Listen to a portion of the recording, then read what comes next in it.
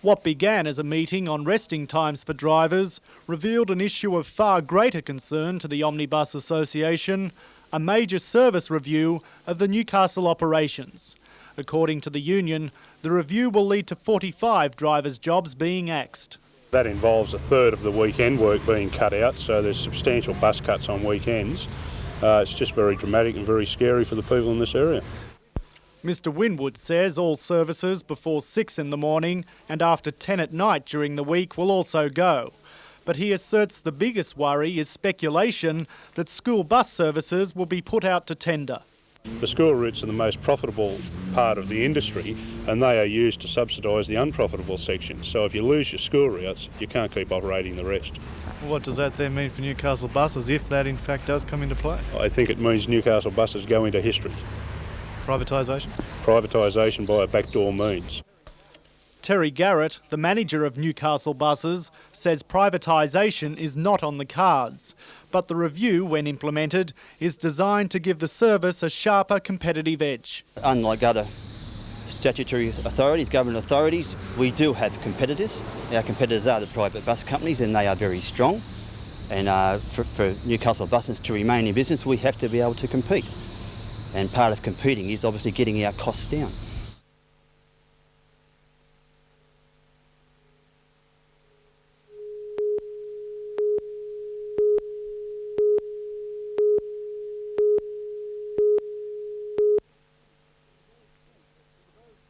For those protesting against Wallsend Hospital's closure 3 months ago, it was a case of waiting for the judgment after the execution. But that didn't quell their defiance as they stood outside the Rankin Park headquarters of the Hunter Area Health Service. Inside, the Wallsend Advisory Task Force was holding its final meeting with the Health Administrator, Dr Tim Smythe. Even before the meeting had finished, Dr Smythe briefly emerged to tell the angry gathering what they could expect to hear. She wants you to open the hospital up too. Yeah, well, unfortunately I can't. If I had the money, I'd do that. Oh, don't give us that.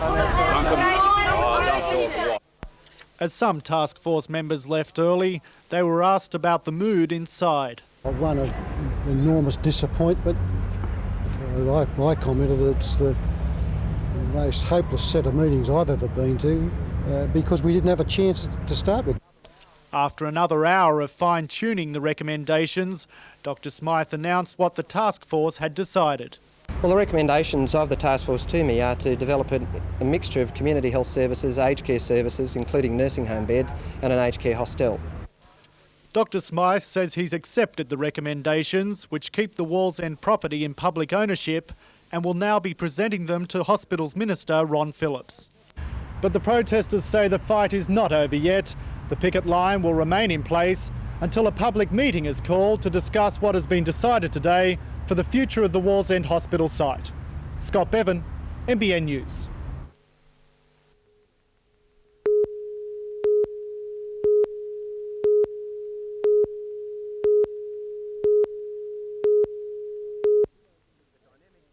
The dynamic duo from the States, John Pearson and Bert Cheetham, had the pedal down today to get the jump on their Aussie competitors for the 50-lap classic. They'll be up against current New South Wales champion John Leslight and a local contingent including Don McEwen and Bob Brewer. The Yanks are fast and loud, but they're not counting their chickens yet. Aussies are pretty tough. They're not going to give it to us. Okay, that's great.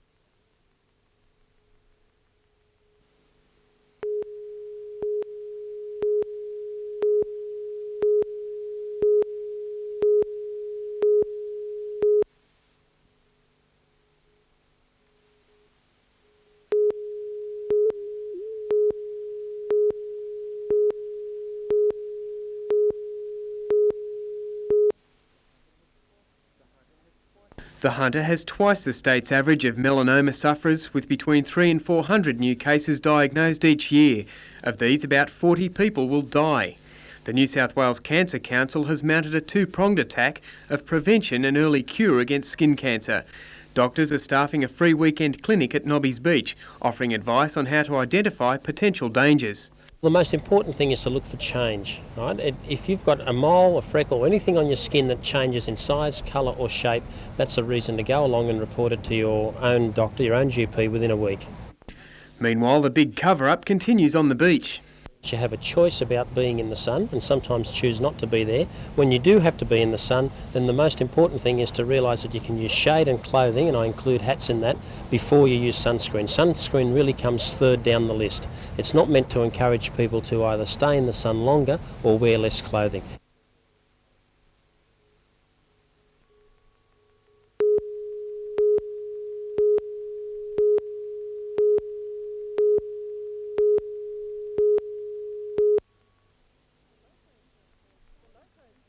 The locos that haul coal in the Hunter are starting to show their age, so the State Rail Authority plans to upgrade its diesel locomotive fleet.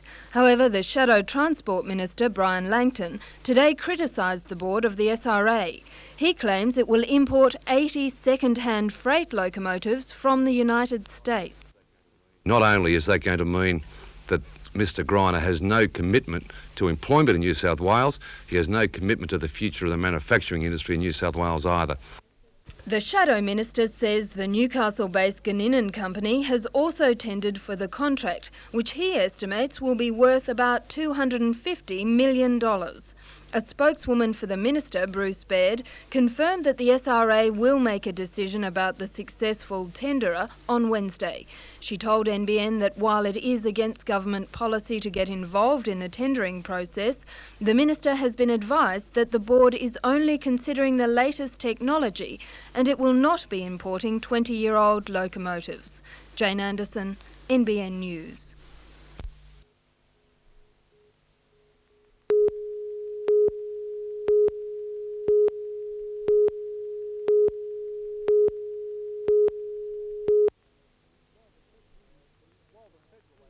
While the federal ALP has been under siege, state opposition leader Bob Carr has been wooing the Hunter. In a speech to the New South Wales Labor Conference in Sydney, Mr Carr has outlined how he intends to give heart to the ALP's heartland.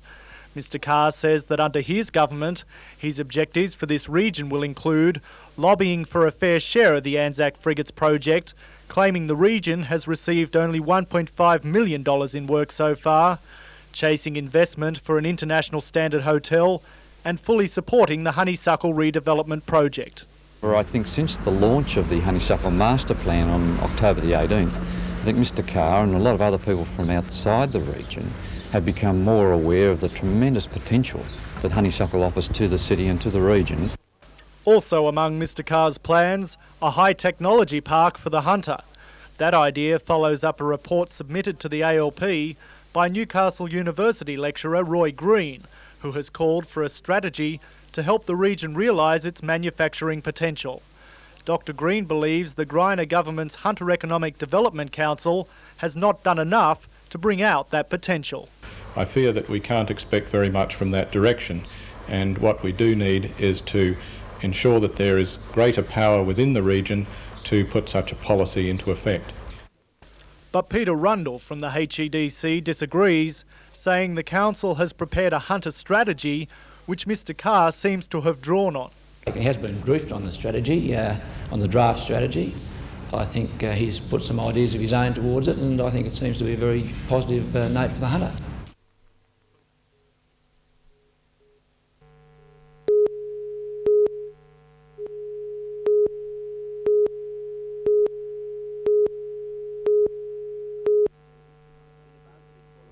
Intervarsity tournaments provide an opportunity for students to interact sports-wise and socially with other students from far-flung regions. Along with the universities of Newcastle, Melbourne, New England and New South Wales, unis from South Australia and Queensland and the Uni of Technology in Sydney are wielding the willow in both men's and ladies' cricket, some with degrees of competence, others have a long way to go. Spectators may have been scarce on day one, but headgear was definitely part of today's apparel to ward away the UV rays and maybe other nasties. The week-long tournament is set to break new ground with a representative fixture set down for Friday.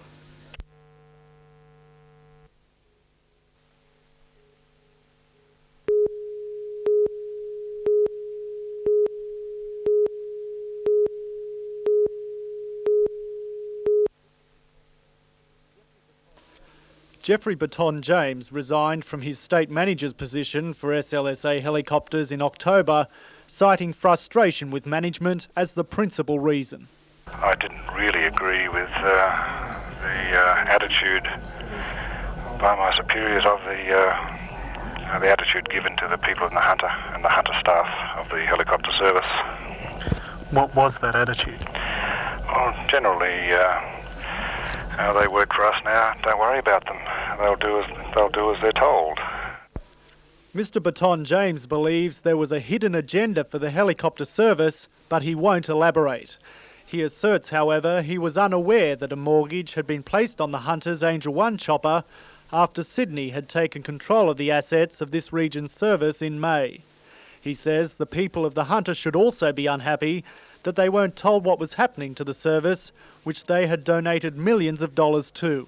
I could see that the people in the Hunter were not controlling or looking after their own interests. Other people outside of the Hunter were doing that. So yes, there is a cause, I believe, a cause for unhappiness amongst the people of the Hunter. The General Manager of SLSA Helicopters Proprietary Limited, Peter Birmingham, won't comment on Mr. Baton James's assertions because the helicopter control issue is going before the Supreme Court. Scott Bevan, NBN News.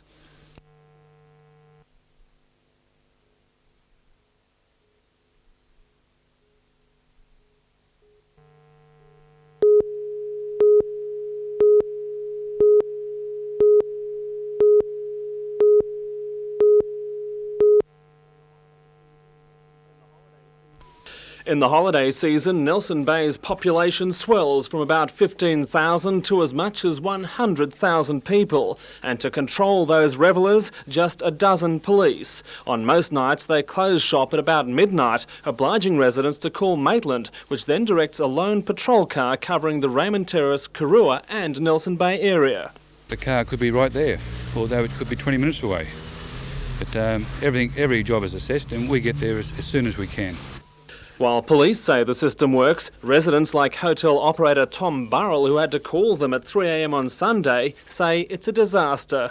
There was a crowd of young fellas just out here on the road, and the language and the noise was intolerable. I got on to Maitland Police. They said there was no police in the area.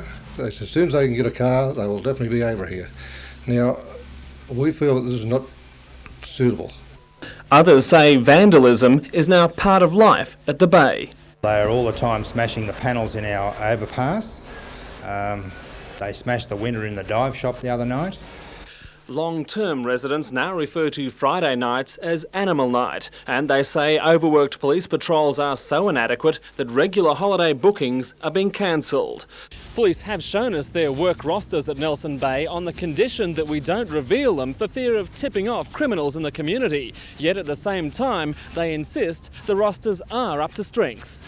Last night, local business people held a public meeting hosted by another victim of crime, local cruise boat operator Peter Dawson. Port Stephens can no longer sit on its butt and just take it. They've got to get off their tail and say, well, enough's enough, and I think we've reached that stage. Business operators say they'll take a petition to local police chiefs and politicians. Meantime, they're waiting to see what the season will bring. Tom Hilston, NBN News.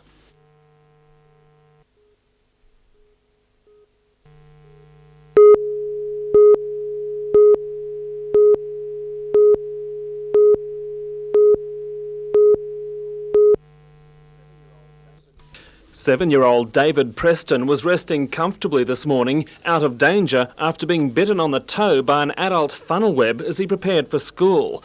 David's father was the first to realise the little boy was in serious trouble. Actually, he was getting ready to go to school and he put his foot in his shoe. When he done that, he let out a big scream. Looked down, this little spider's running along the ground. An ambulance arrived in less than 5 minutes and medical staff were on standby when they reached John Hunter Hospital. Doctors had every reason to fear the worst. Deaths have occurred within a couple of hours of the bite, especially in children.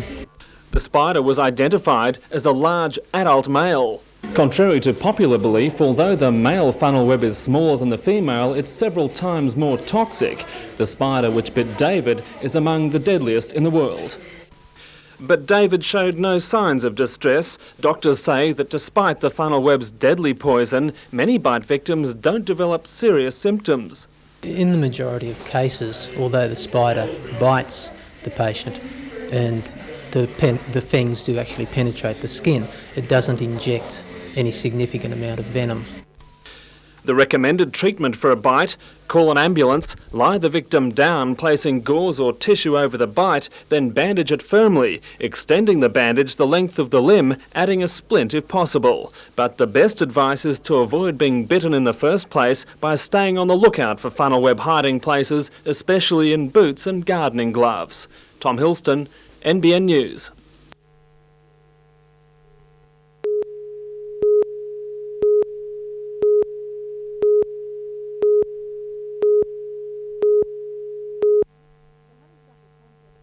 The Honeysuckle Concept Master Plan has been on display for public comment for almost 2 months. It shows possible changes to a 45-hectare area looping around the western side of Newcastle Harbour and into the central business district. Public comment so far has been favourable. Questions have been particularly directed at residential development, prompting Honeysuckle Chairman David Lamarchant to clarify proposals so far. Even though the concept plan shows mixed uses for the overall area, residential housing can be built in just about all of the Honeysuckle area, not just Throsby and Upper Throsby Creek, but really right throughout the area. At this very early stage, medium-density housing has been proposed, but what is actually built will depend on investors. At the end of the day, the investors or developers who are going to put money into the project have to work out what is a viable economic bottom line for them, but we have allowed in our original concept plan for medium-density housing. The public's opportunity to comment on the Honeysuckle concept ends next Friday.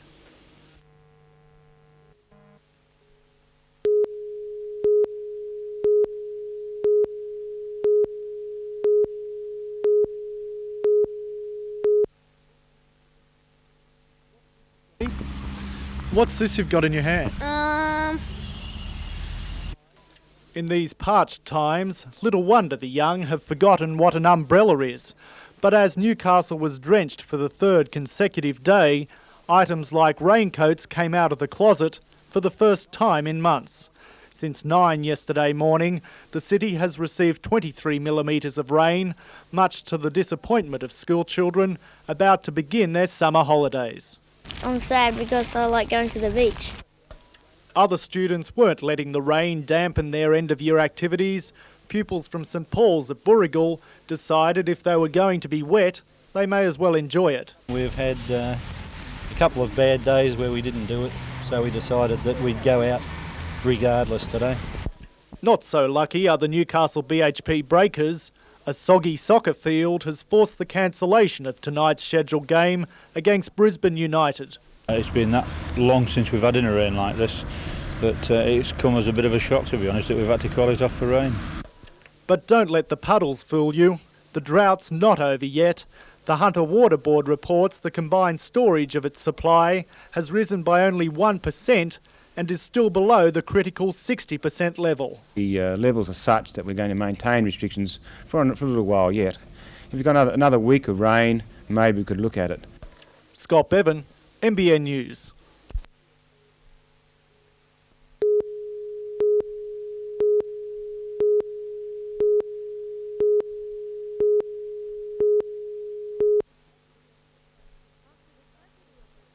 After the tragedy of the Strathfield massacre, the state government is considering tightening gun laws. In response, the gun lobby has begun marshalling its troops to defend their right to own firearms. About 150 people were addressed in Maitland today by the founder of Aussie Freedom Scouts, Ian Murphy. We the people have a duty to keep and bear arms and be prepared and willing to use them in defence of national security. Ian Murphy is a cattle farmer at Cobar in Western New South Wales. His organisation believes Australia's Defence Force is run down and ordinary Australians should be armed and ready to defend the country if required. I think they should hang on to any guns which are capable of defending the nation, and that includes semi-automatic weapons. Men in army-style uniforms collected money from the crowd to help fund the organisation. The Police Minister Ted Pickering says the lobby group's meeting is premature. Cabinet is yet to make a decision about tightening gun laws. Jane Anderson, NBN News.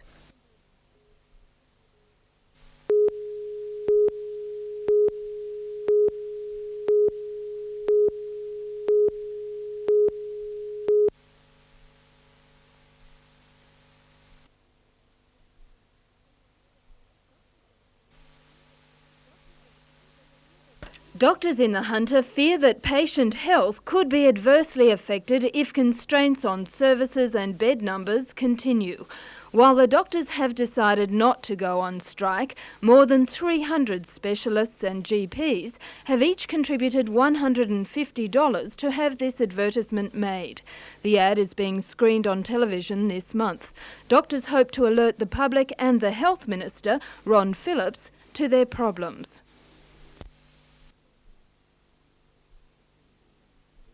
It's a potential danger. At the moment, people are being inconvenienced, particularly those people that have more minor illnesses. The very sick people are being treated and there's no danger to them whatsoever. Our concern is that if this system continues in this way, that there will be danger to the patients and patients' lives may be jeopardised.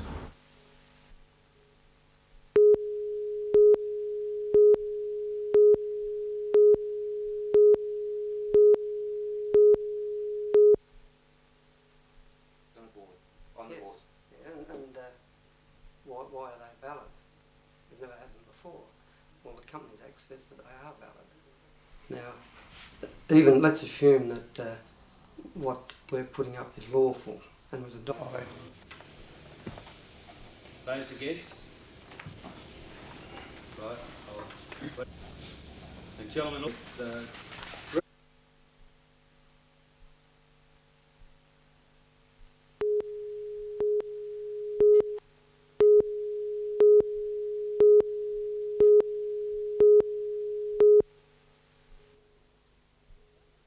The judges believe the grass is greener in Newcastle than in other cities such as Melbourne, Perth and Adelaide.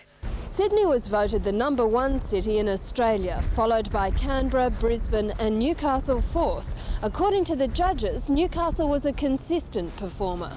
Newcastle has the cheapest groceries. It has good tertiary education opportunities, with the university offering a wide range of subjects. Unlike Perth, it is accessible to other parts of Australia and it has the 10th lowest crime rate.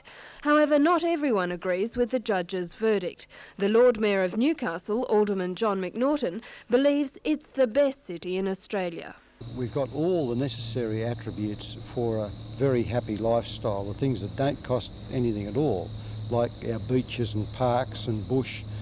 The survey says the most important qualities for residents are a low crime rate, lack of pollution and the availability of doctors, hospitals and education facilities. Jane Anderson, NBN.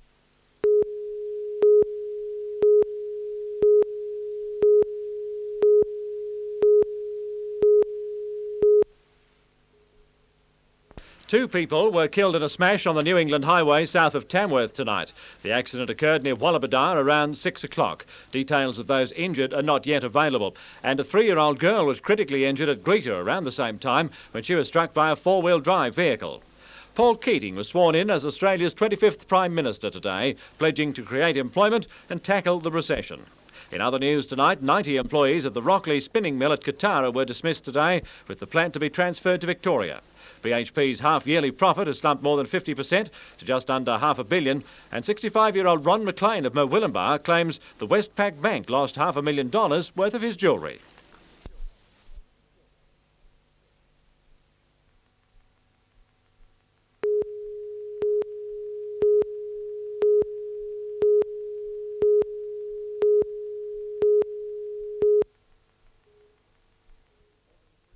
More than 3,000 drivers have been breath tested, and while it seems most are doing the right thing, a small number registered in the high blood alcohol range.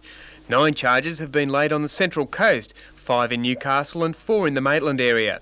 A heavy police presence on the roads has led to a crackdown on speeding, with slant radar units recording 637 infringements on the Central Coast, 237 in Newcastle and 252 around Maitland.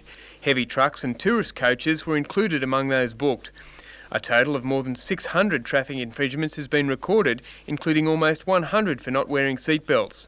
Traffic is flowing smoothly on the New England and Pacific highways, while Gosford Police have reported a number of breakdowns on the F3 freeway.